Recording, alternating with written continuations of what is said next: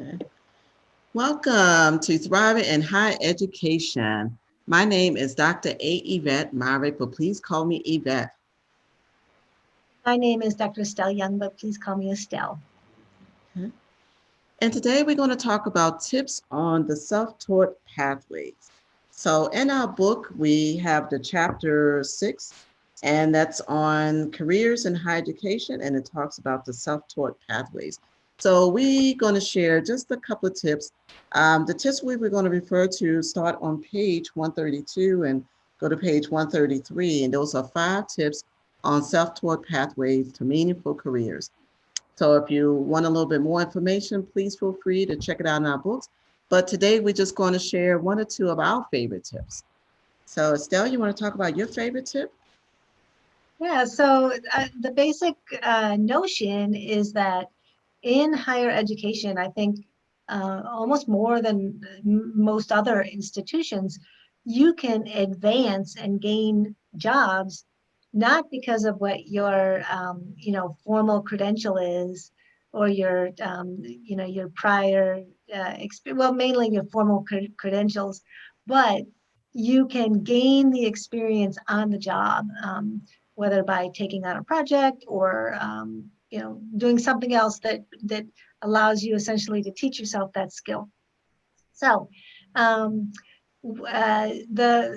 suggestion that I have is that actually at your institution there are free or very reduced price opportunities for you to take a workshop.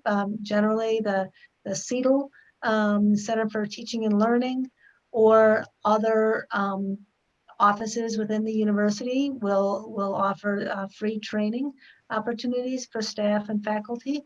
Um, or the university also often offers either free or at a greatly reduced price the opportunity to take an actual course. Um, and so that is one way that you don't even have to leave within 100 feet of where your desk space is.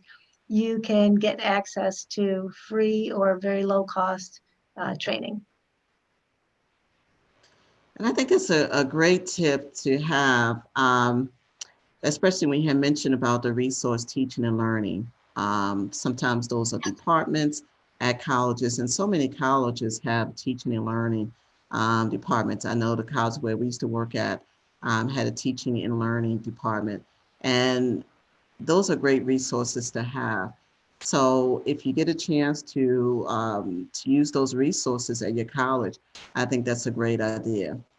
So thank you for sharing that tip. The tip that I want to talk about is tip number 1. It talks about shifting from a credential building orientation to skills and experience building one. So I selected that tip because a lot of times we know, by people credentials, especially in higher education. We promote who has which degrees and experience and things like that. But sometimes you can look at people in different positions, and maybe they do not always have the credential that you are looking for, but they have a wealth of experience and knowledge that is still very helpful. You don't need all the degrees behind your name to be able to offer some experience and advice. So sometimes it's looking at a person by their skills and experience. I had opportunity, even in my career, to set up informational interviews with someone. And I know people are super busy. So I don't always look at, okay, this person has 10 degrees behind their name. Well, maybe they have experience with a skill in an area that I want to pursue or learn more about. So I may email them or call them and say, hey, do you have 20 minutes for an informational interview? And I know we already have a lot of meetings, especially in higher education. There have been times when I have like 8 or 10 meetings in one day. But if we can tell people, hey, just a certain amount of time out of their schedule, people are usually very open to do informational interviews and things like that for 20 minutes.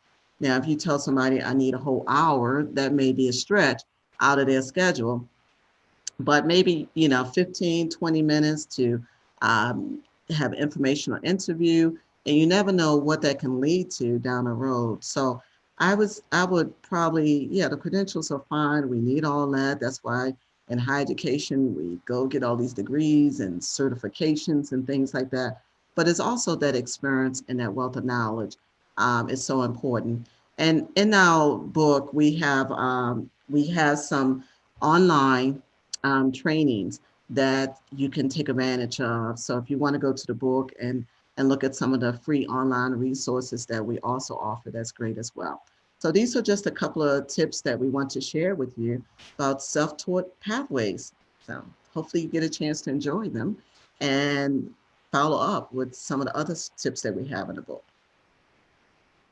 Yes, thank you. And we look forward to our spotlight interview in a future episode of someone who has a self-taught pathway.